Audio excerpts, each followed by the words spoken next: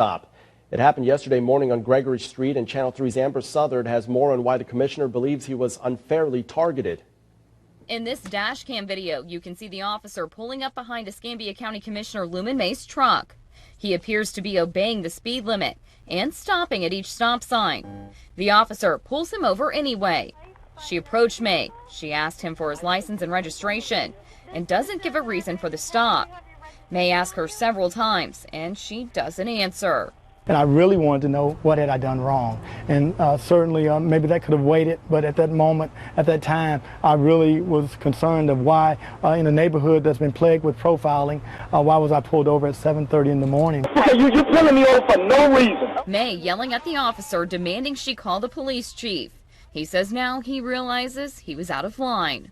I certainly elevated my voice and probably, should have lowered my voice and be able to talk in a reasonable way. The female officer tells May she ran his tag and it did match the tag that belongs to his truck.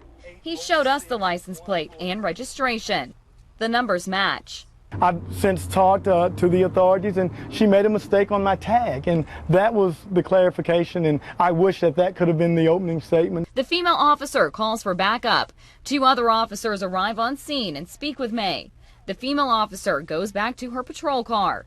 The other 2 officers test the tint on May's truck window and tell him it's darker than the law allows. It's a factory truck that I've had for about 7 years, and I've never had any problem with the tint on my window. An hour later, the officers release May. He says he's not upset with the city or police department. He just hopes relations between law enforcement and the community improve. That when people drive in neighborhoods, they shouldn't necessarily be profiled, but also that people who live in neighborhoods have to understand that law enforcement, they have an obligation and a responsibility.